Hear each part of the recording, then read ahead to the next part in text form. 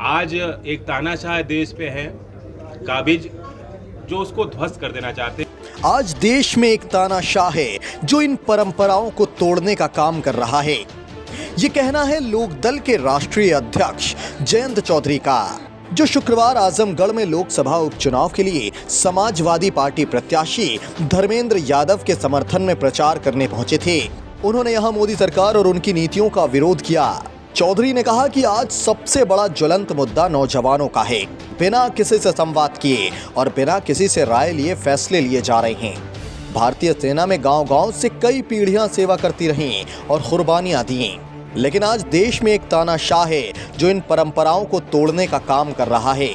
आज एक तानाशाह देश पे है काबिज, जो उसको ध्वस्त कर देना चाहते हैं। उत्तर प्रदेश के नौजवान रोजगार चाहते हैं और आज सबसे बड़ा ज्वलंत मुद्दा देश के आगे है नौजवानों को। जिस तरह से जल्दबाजी में, आनन फानन में, बिना कोई संवाद किए, बिना किसी कोई राय लिए देश के अखंडता से खिलवाड़ हो रहा है। देश की भारतीय सेना, जिस पे हम सबको गर्व है, और गांव-गांव में बच्चे वहाँ भारतीय सेना में, उनके चाचा, उनके पिता, घर के कितने सदस्य उन्होंने सर्विस किया है, कुर्बानियाँ दी हैं।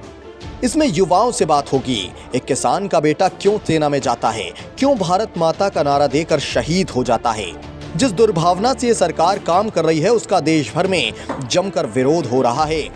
नौजवान सड़कों पर हैं। नौजवानों से अपील है कि शांति बनाए रखे। सरकार की जिम्मेदारी है, जवाबदेही है। आते उन परंपराओं को, जो उस भावना की कदर नहीं कर रहे कि गांव का एक किसान का बच्चा क्यों भारतीय सेना में जाता है, क्यों इतना बड़ा जोखिम लेता है, क्यों भारत माता का नारा लेते हुए शहीद हो जाता है। तो जिस तरह से, जिस दुर्भावना से ये सरकार काम कर रही है, उसका जमकर विरोध हो रहा है। देश भर में सड़कों पे नौजवान हैं, आंदोलित हैं। मैं उनसे भी उम्मीद करता हूं कि शांति प्रिय समाज है हमारा, लोकतंत्र में आपको अधिकार है। सरकार, भले आपने वोट दिया हो ना दिया हो, सरकार की जवाबदेही आपसे है, और नौजवान विश्वास रखें, शांति बनाए रखें। जयंत चौधरी ने इस दौरान आजमगढ़ में समाजवादी पार्टी की जीत का दावा भी किया।